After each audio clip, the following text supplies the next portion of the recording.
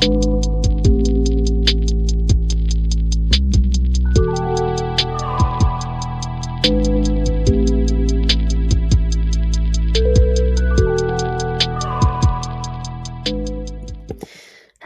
welcome to my podcast, Internetology. And today's episode will be investigating does reading online improve learning? And for those who are new around here, my name is Catherine Zimmerman, and I am a junior at the University of Wisconsin-Madison studying psychology and sociology. And this podcast is for a psychology course called The Psychological Effects of the Internet. So, a brief overview on what we will be discussing in today's episode. There are the overall benefits of reading, and this includes what we know from previous research. I will be specifically going over a professor here at the university's research on reading, and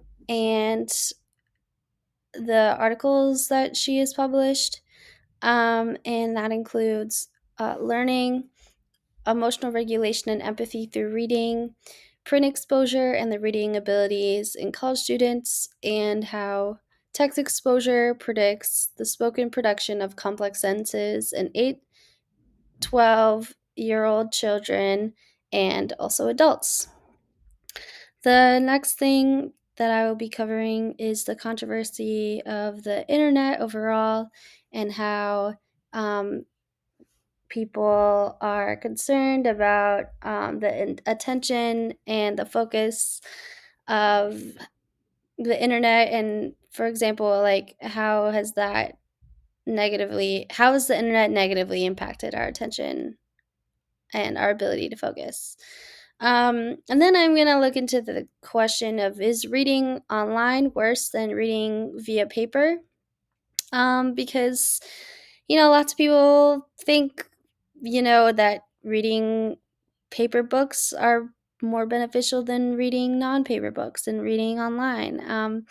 But also there's people who say that reading online is better. And I know from personal experience, a lot of the readings that I'm assigned for this class or for any course, I guess, is online readings through PDF files. But I want to look into this question and see whether or not what the answer was. Then I'm going to be investigating reading and also learning via the internet. And I'm going to look into the question, is that are electronic books more effective in teaching on children how to read and also their reading comprehension? And also, does are reading skills enhanced through adaptive e-learning? And overall, the premise that the internet actually is transforming our brains, but in a good way. So that's the overview for the episode. First, we're going to jump into the benefits of reading. I wanted to pull up this quote by Dr. Seuss because I thought it was very fitting. And here it says, "The more you read, the more things you will know. The more that you learn, the more places that you'll go." And so I think this quote is pretty cute and relevant to the episode, minus all the Dr. Seuss controversies, because I don't know much about them, but I do know that he is a controversial person. But disregarding that, the quote in itself is, I would say, very good or like relevant. um, and then I now will be looking into the article exploring the relationship between fiction reading and emotional recognition by the following authors. And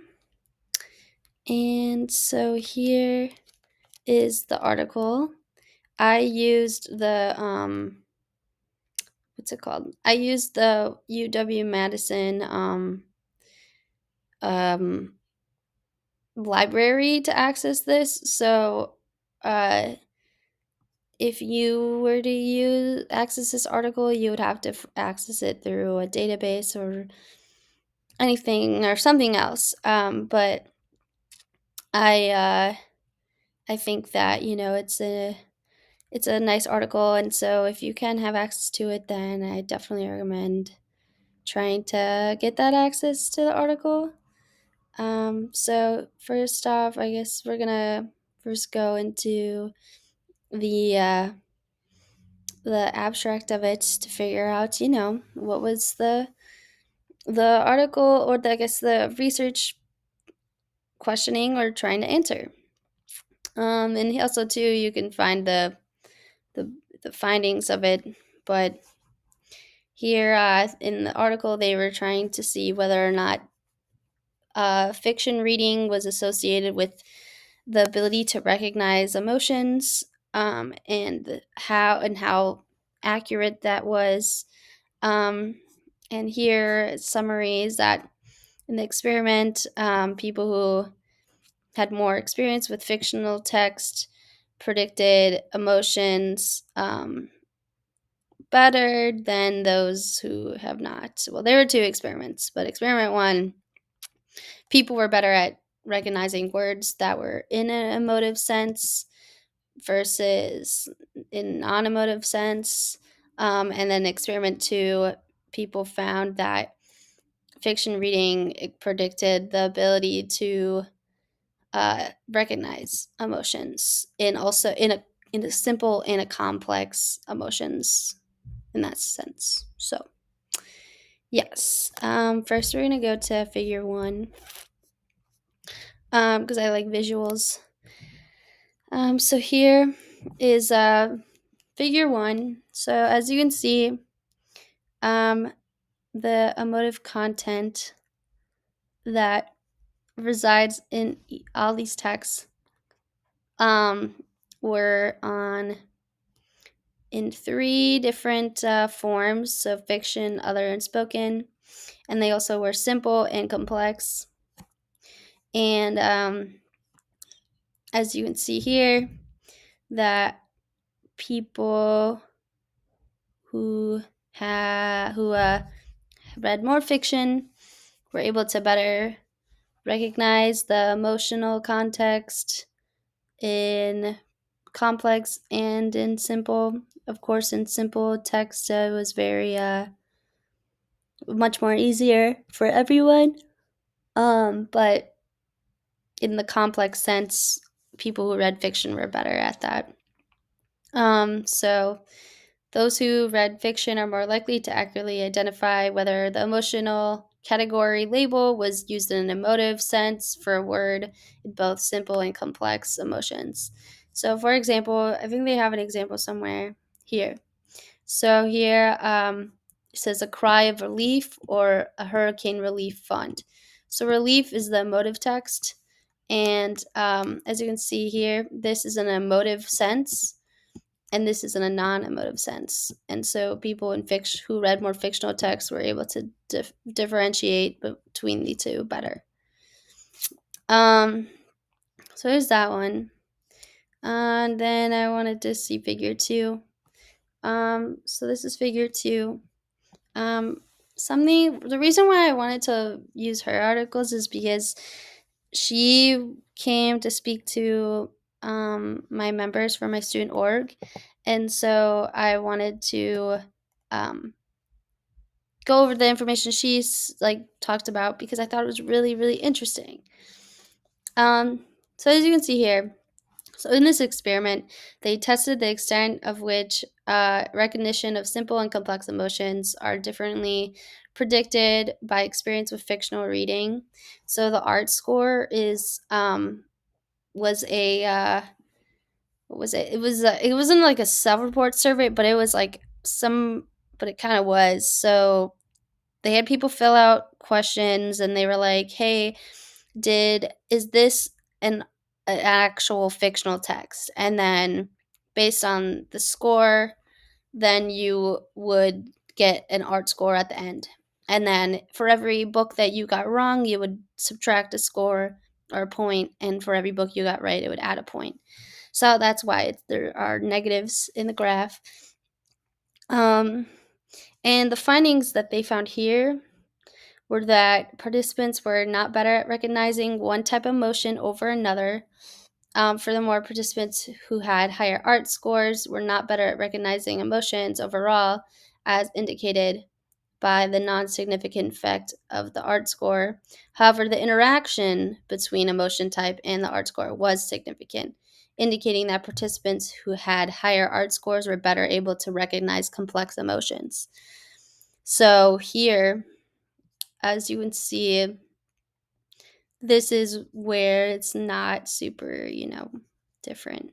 But here in the second experiment, you can see a extremely more linear, I guess, or not linear, but more positive association with the number they got correct in the a number of emotions they got correct in identifying, but also the more people read, the higher number they got correct, versus the less correct, the less accurate they are at getting the answer right.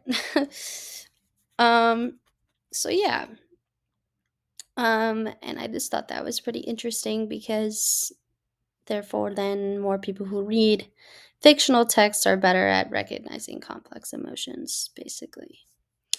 So in the discussion, this is basically a summarizing of it, but it says that participants' higher art scores were able to better recognize complex emotions, and that fiction reading experience supports emotional recognition. That is, support may be specific to the emotions that are uniquely treated in an emotive sense in fiction text.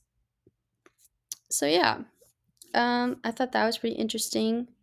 Um, Here this says too, these results further suggest that fiction reading experience emotional recognition. Um, Long-term fiction reading supports emotional recognition overall, specifically long-term reading, fiction reading. And what is also crucial that I mentioned about this article is that they used UW-Madison students, I'm pretty sure. Or wait, no, they actually didn't. Nope. Um, that's in experiment one. Experiment one was UW-Madison students, and experiment two were drawn from the mechanical Turk workforce of the USA.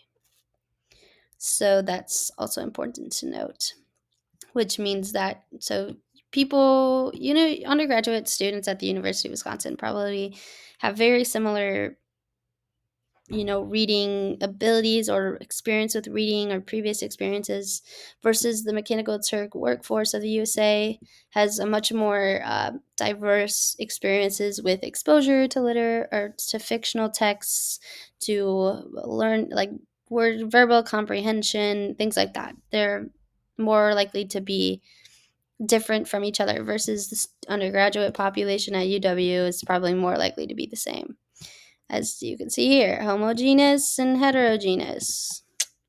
Awesome. So yes, that is that article. And here we are also now going to look at this other article from 2008. So in this article, the basic summary is that higher levels of print exposure were associated with higher sentence processing abilities and superior verbal ACT performance. I wanted to show the tables, but here, as you can see, this is the mean scores of the ACT scores, I guess.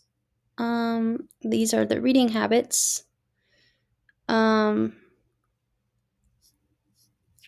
And here are the self-rewarding read habits.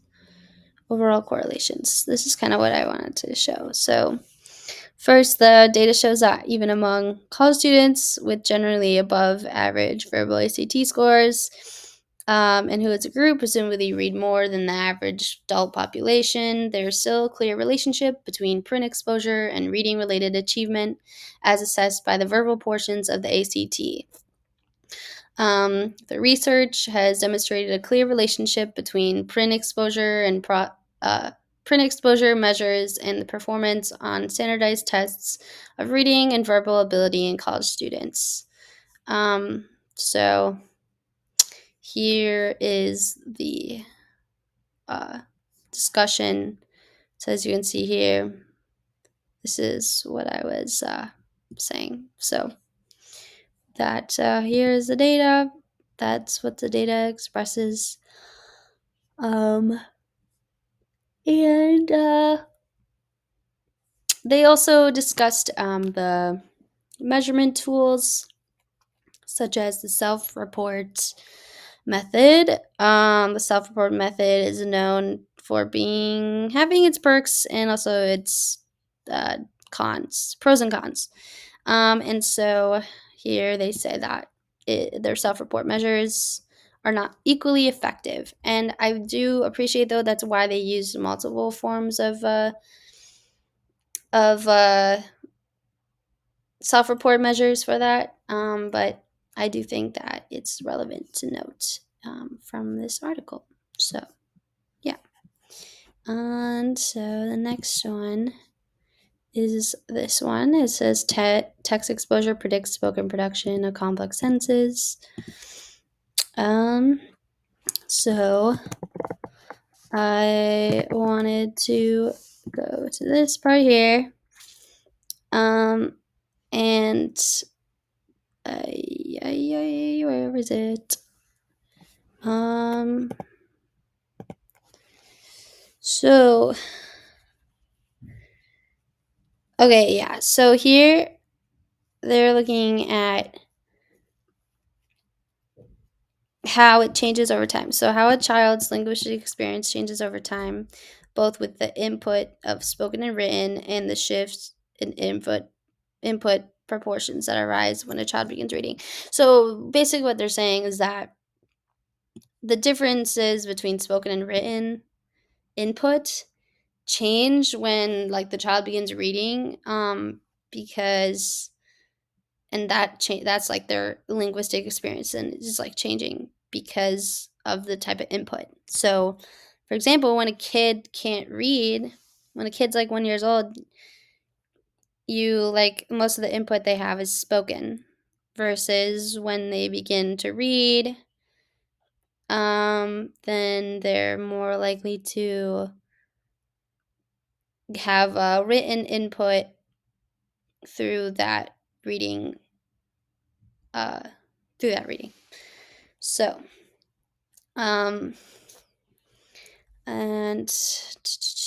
there was, I need to find it. So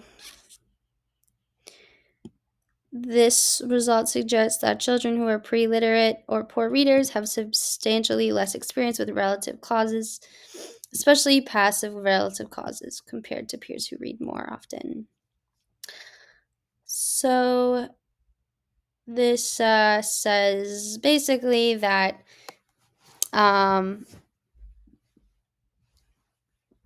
there is a lot of differences between children and their exposure, specifically with pre-literate and poor readers. And also, children are receiving more experience with relative causes, with the written language compared to in active versus passive exposures. So, there was, okay, so here, first, without even text exposure, an individual's exposure to As ugh, as an individual's exposure to passive relative causes will increase, as adult directed speech tends to contain more passive relatives than child speech. Second, in both childhood and adulthood, the proportion of passive relatives that an individual might encounter in speech is much lower than the proportion through text, so that even child directed text contains higher rates of passive than adult directed speech. So as you can see here, so what the thing is saying is more passive equals less um less less like passive exposure versus active exposure. So basically they're saying that um that exposure to passive relative causes increases because um adult directed speech is more passively has more passive relatives than child directed, which makes sense because as a child ages, you are less likely to have child directed speech towards them. Um, then the proportion is much lower than text, or yeah, in text and speech. Oh wait, no, whoops. The proportion of passive relatives is less in speech than in text. So basically, there is less passive encounters with when someone is speaking compared to text. So this result shows that the shift to receiving increasing linguistic input via reading should have substantial changes on children's relative cause experiences. So yeah, there's that one. And then there is this. Where is it? Here we are. So the discussion. So here's a discussion that summarizes the article. Adult and child group differences and individual differences in production choices are constant with differences between written and spoken language. That makes sense based on what we already learned from the article is that there are lots of differences between the passive and active relatives between speech and spoken, or sorry, between written and spoken language. Older speakers and speakers with more text exposure tend to make production choices more similar to the patterns of written language. This also makes sense because as passive relatives are more noticed within literature, or sorry, um, the same type of relatives that are used in adult directed speech are this very similar to those relatives in written language. So this also makes sense because older speakers read more than little kids and also have less likelihood of having child directed speech. So therefore then they're going to have the same pattern of of producing language. Um, This finding is consistent with evidence based accounts of language and suggests individuals are sensitive to even fine grained patterns in their linguistic environments, to the extent that the different patterns in written and spoken language affect the speaker's productions. This is also evidence that of the transfer effects between spoken and written domains. So yeah. Then here they say to the extent statistics encountered in comprehension have consequences for performance in production, supporting a long-term learning account of planned reuse or structural programming. So basically, exposure to language, either written or spoken, has large implications to how speech is produced in children through adulthood. So you are learning how to speak based on the reading that you're doing, which is honestly kind of cool. So yeah, there's one other thing. Um, on the one hand, these are like things that should be considered when looking at this information from the study.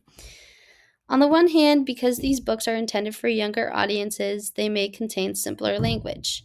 On the other hand, because readers of these books are caregivers and not beginning readers, the language may be more complex than books intended for young children who are learning to decode and read for themselves. Subsequent work investigating the contribution of books read to children long before literacy emerges could provide further insight into the developmental trajectory of word and sentence acquisition. So yeah, something to consider is like the types of books that people are being read or children are being read, and also um, the language complexity of the caregivers reading the book and what that means to the complexity of what is being read to the child, I guess. And when it comes to decoding the information. That's that's yeah. Um and by acknowledging qualitative and quantitative differences between text and speech and difference between types of text and speech, we can better understand the contributions of both sources of input, not only to both early and adulthood literacy outcomes, but also to production and comprehension across development and even through adulthood. So yeah, I thought that was pretty cool article to read. Um, the next topic that I will be discussing in this podcast is the overall controversy of the internet. And so to begin, I wanted to. This is something that we learned in one of our last in our last unit for the course, but we got to look into the false claim that human beings now have an attention span shorter than a goldfish due to the internet. Um, and I thought that was just pretty kind of funny. So we're gonna look at this article here, which was made by the National Post, but it says that Canadians now have shorter attention span than goldfish thanks to portable devices, a Microsoft study. And here's what it says. People now have shorter lifespans than goldfish and are always on portable devices may be to blame, a new study suggests. The study from Microsoft Corporation draws on studies of more than 2,000 Canadians who played games online in order to determine the impact that pocket-sized devices and the increased availability of digital media and information are having on everyday life. The researchers also used EEGs to monitor 112 people. The study found that thanks to our desire to always be connected, people can multitask like never before, but our attention spans have fallen from an average of 12 seconds to 2,000 in just 8 seconds today. Wait, what even is this like? Okay, from an average of 12 seconds in 2000, to just 8 seconds today. Okay, that makes sense. A goldfish is believed to have a 9-second attention span on average, the study says. Okay, yeah. So the one thing that I I wanted to point out about this article is that they didn't even provide the link to the study. And so when an article claims something is true and they don't provide the sources for it, it in fact is not. And this is because the reason why they don't provide the article link is because they don't bother to have their readers investigate their words more thoroughly than they write their articles. In regard to the credibility that the news has a days, I'm not surprised that this is something that occurs commonly, and therefore it's really important to look at the scientific articles instead of news articles if you're worried about whether or not you're receiving correct information. Um, so yeah, that's that article for you. it's important to make sure you're getting correct information, and that's why using scientific articles are really important. Hence, that's why I use them for this podcast way more than uh, any other type of uh, media. So yeah, the next topic I'm going to be going over is the controversy of the internet. Oh wait, no, sorry. The next thing I'm going to be going over is online reading worse than reading via paper? The first article, and this is because I want to investigate this question, because a lot of people say reading in paper is much better than reading online, and so I wanted to investigate this question because lots of people have lots of controversy behind this question. So here, the first article that I'll be going over is a comparison of reading paper and online documents. So um, the first thing we're going to be going over is annotations while reading. So, in summary, the ability to annotate while reading was important in enforcing an understanding of the source document and helped in planning for writing. The major differences between conditions were noted as the annotation on paper was relatively effortless and smoothly integrated with reading compared to online annotation, which was cumbersome and detracted from the reading task. Subjects in both conditions also took notes on separate documents, and note taking on the paper condition was frequent and was interleaved with reading in the online condition. In the online condition, reading was interspread.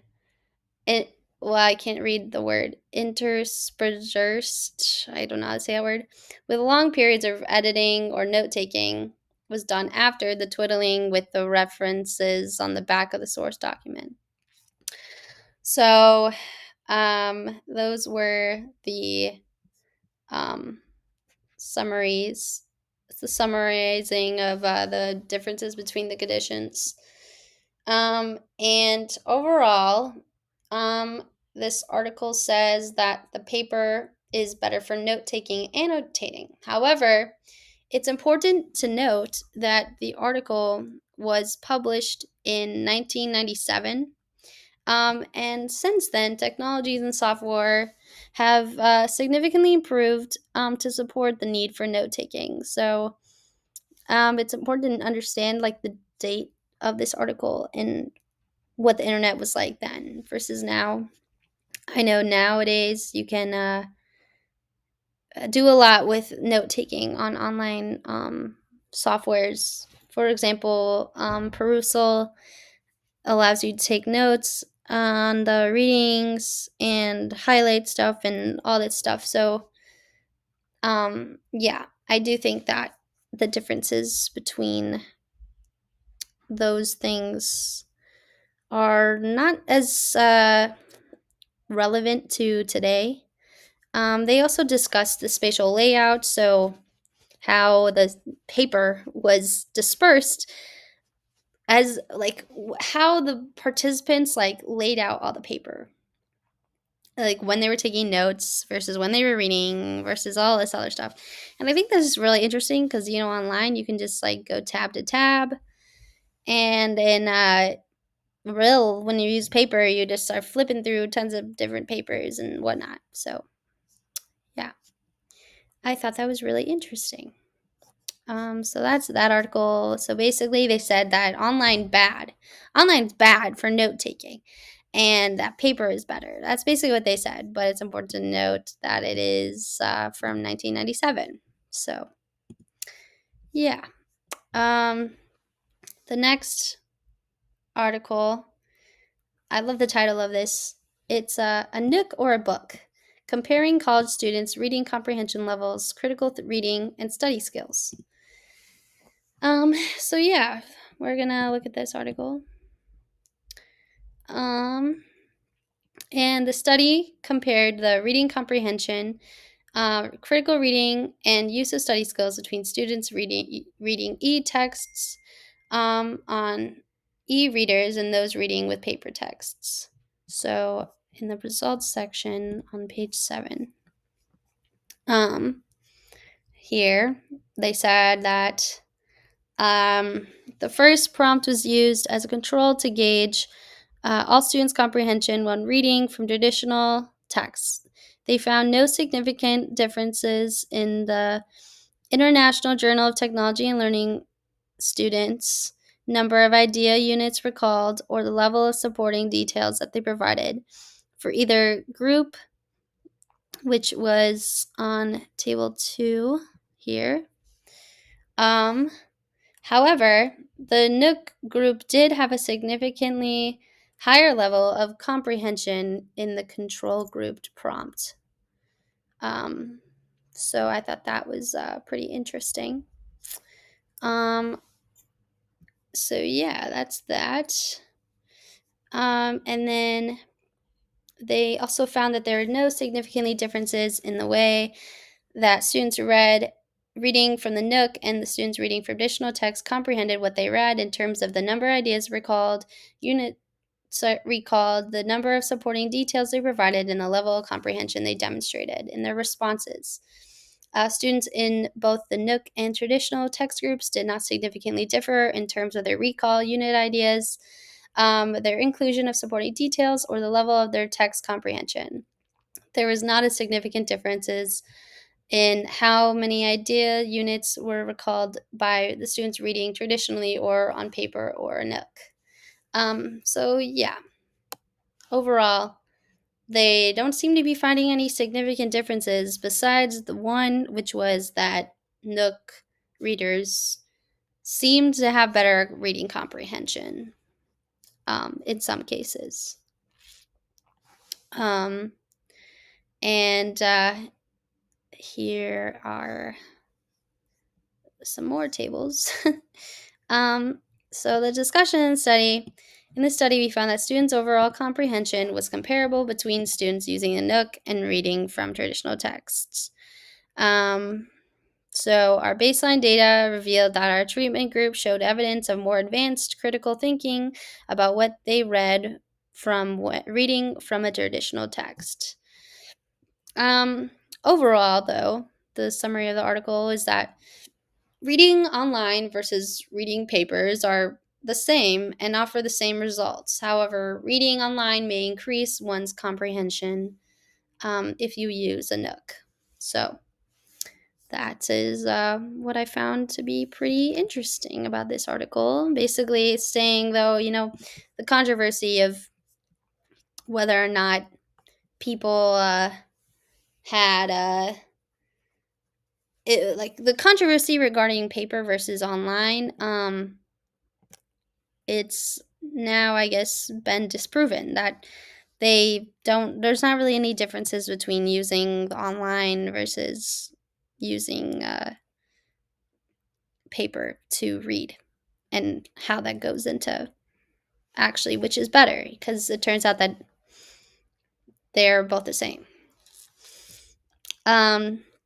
So in this article that was from the course, which is called, "Well, It's Too Late Now, What the Internet Has Done to Our Minds." So here in the article, they say that everything we do changes our brain. Every minute, every thought, detail, and experience plays a role in the constant wiring of our neural circuitry.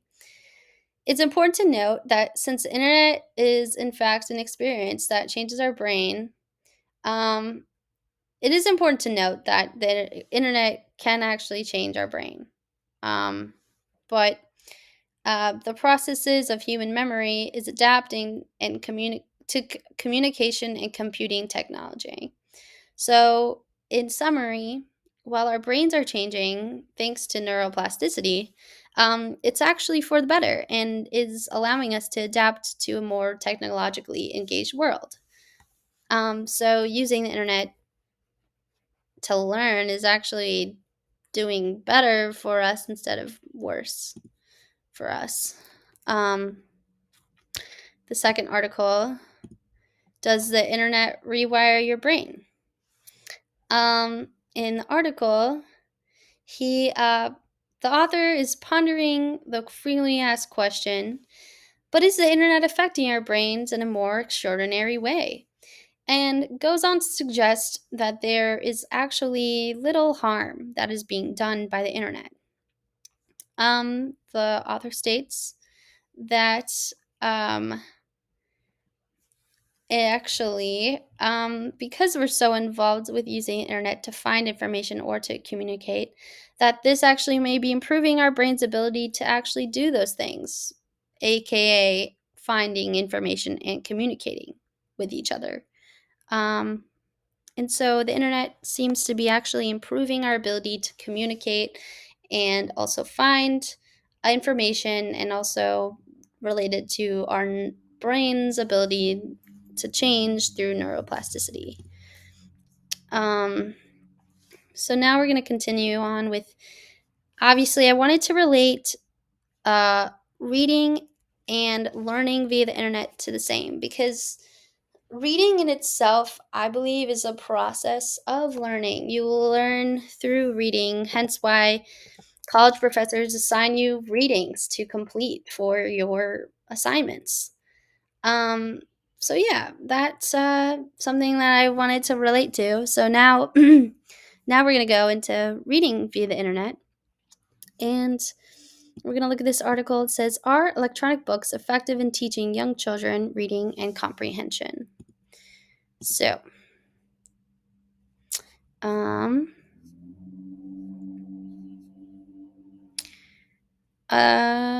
where is it? Here. So, the effectiveness of electronic books as part of a literature-based reading program was examined in Medwell's study. Um, and the participants in this study consisted of 16 students, and 8 of those students from 2 schools were selected to participate. So each 2 schools, 8 and 8. These students did not have reading or learning disabilities and were given the same storybook um, through the CD-ROM and the printed text. And they also read aloud and also retold the story. The students either read from the paper book without intervention from the teacher, 2, read from the CD-ROM and the text, read with the teacher using the text, 4, read with the teacher using the electronic book, and the student read the book twice. The percentage of words that were read accurately, where is this? Yeah. The percentage of the words that were read accurately were counted as at the first reading and at the second. The first group, text-based without intervention, initially had a higher percentage of word accuracy. The word accuracy increased in all instances on the second reading. However, the group that used electronic intervention showed an even greater degree of an increase. The group reading from the CD-ROM and the text proved that to have had 23 to 25% greater increase in accuracy. And overall, here is that, oh wait, no, where is it? Here.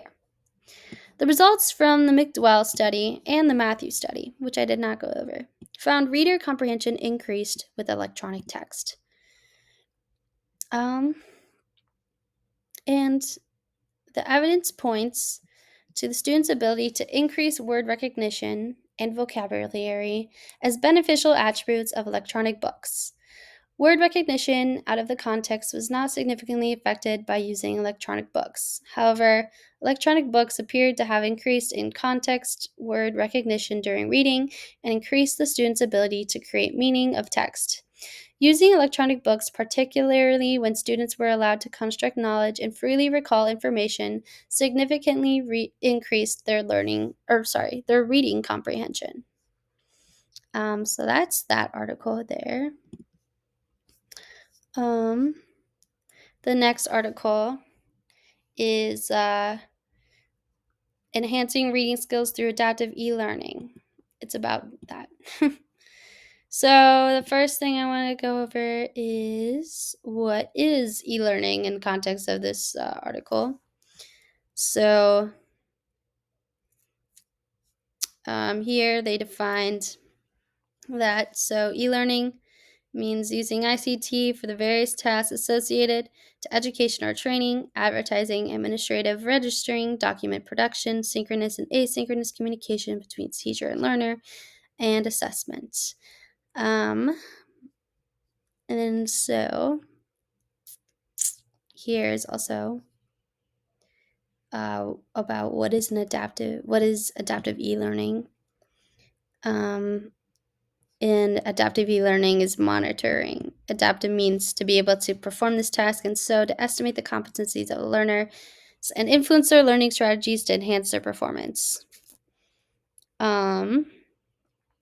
So yeah, that's what e-learning is. I wanted to also go and explain what adaptive means in the context of the study. So here there are 3 types of adaptive learning. There's macro adaptive instruction, which is which corresponds to mastery of learning, and the learner goes at their own pace in a sense that they have additional instructions or additional support that they and up until they can achieve mastery on a test. The aptitude treatment interaction is more is a more comprehensive system of instruction in a sense that it tries to take into account individual aptitudes and characteristics. For example, one of its principles is that anxious students prefer highly structured systems of learning. I relate to that. I am hella anxious and I really prefer structured learning. So I'm really glad that this article points that out. So thank you, people who wrote this article. Um, the third is macroadaptive instruction, and this includes diagnosis learner specific learning needs during instruction and subsequently provides appropriate instructional prescription for these needs. Basically, what that means is that this is a type of model which is dynamic and can fit into a classroom environment, enhancing the possibility of the teacher-learner interaction as it creates a tutoring system which can then be handled by the teacher, thus putting in place a blended learning system. And this is the type of adaptive learning that the researchers were more interested in uh, investigating within their article. Um, and in the conclusion, they said that adaptive e-learning is an effective solution regarding comprehension for primary school learners. So, in essence, the adaptive e-learning environment is effective in increasing reading skills of primary school learners. Um, and so, overall, the internet is actually really great and actually can benefit the reading skills of students. Um, so yeah, the next article that we're going into is people who use e-readers dive far deeper into books. And so here, basically in summary is that the e-books allow people to read more and stick to the habit of reading. And in the article, they stated that adult readers tend to read more and stick with books longer if they are an e-reader. 48% of UK adults who use e-readers say technology gets them to read more, as you can see here. In addition to that, 41% reported that being able to look words up that they don't know makes reading easier, and over half say that being able to change the size and the text of appearance helps as well. So basically, being able to read over the internet offers way more. Well, one, it inspires adults to read more and also gives them more customization when it comes to their reading, which then benefits their reading. So yeah, that's that article. In the next article, the impact of ebooks on the reading motivation and reading skills of children and young people will be our next article. And where is this? Here are the main findings of that article. So, children reported reading more on computers and electronic devices than in print for the first time, confirming the central role of technology in young people's literacy lives. Almost all, 97% of children, said they had access to electronic devices, and almost all, 97%, had access to the internet at home. Children were more likely to say that they read on screen than on paper outside of school, with 68.7 reporting reading on a computer or any phone or tablet compared to 61 reading in print. Children were more likely to say that they preferred to read on screen than on paper. More than half said that they would rather read using electronic devices compared to just under a third who said they would rather read in print. The proportion who felt that ebooks would have a positive effects on their motivation to read increased from 33 to 49% between 2010 and 2012.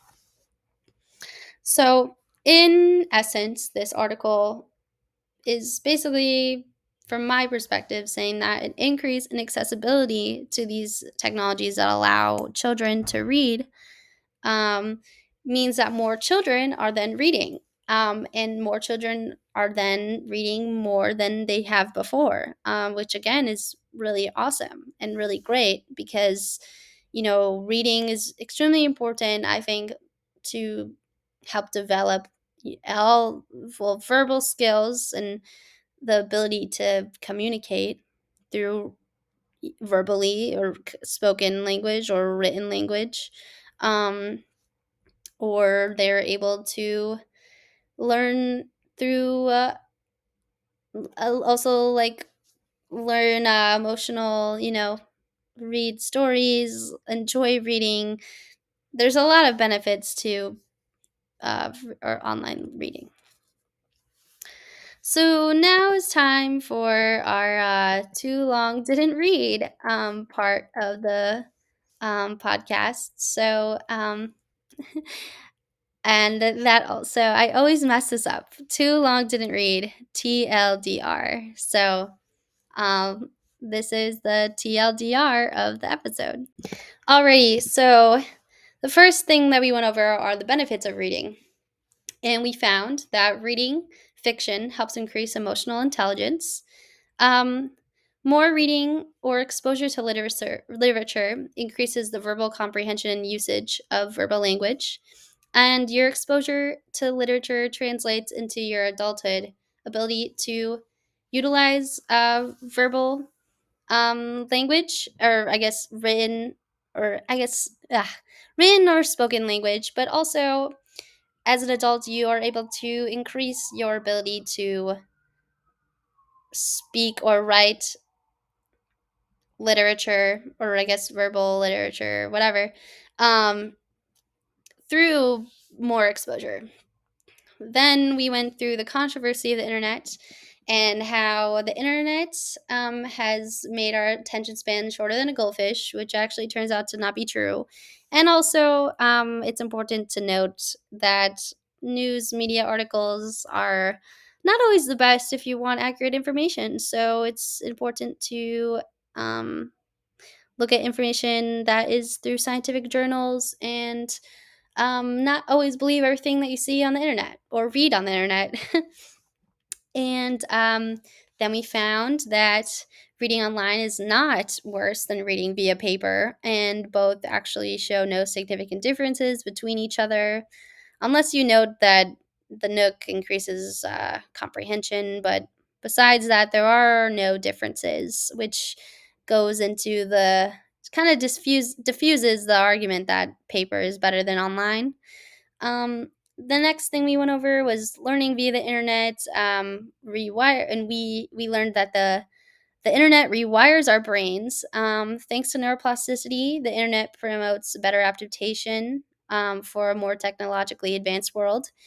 There is little harm to suggest of the internet actually harming our brains and ourselves. And actually, our brains are becoming even better at processing and utilizing information more due to the internet. Then we looked at reading comprehension increasing, we looked at reading via the internet, and we saw that reading comprehension actually increases with internet electronic text use. And evidence points to the student's ability to increase word recognition and vocabulary as beneficial attributes of electronic books. So basically, there are lots of benefits to students reading electronic books compared to in paper text. Then they looked at how adaptive e learning is an effective solution regarding reading comprehension for primary school learners. And therefore, it's a great tool to promote reading comprehension and etc. in primary school children. Um, the next is that ebooks allow people to read more and also stick to the habit of reading more, and therefore people read more. And children prefer to read more online via paper, and the increase in accessibility to the ability to read online means actually more children are reading, and they are reading more than they have previously done before. So yeah, that is the Too Long Didn't Read. Um, and I just want to say thank you again for tuning into my episode. Um, I enjoyed helping people, I guess, helping you guys learn more about reading via the internet and what that means and what are the actual findings, the scientific findings behind it. And I hope you guys enjoyed this episode, and I hope that you have a lovely rest of your day or night. And thanks again for tuning in to Internetology, and I'll see you all at my next episode. So thanks again.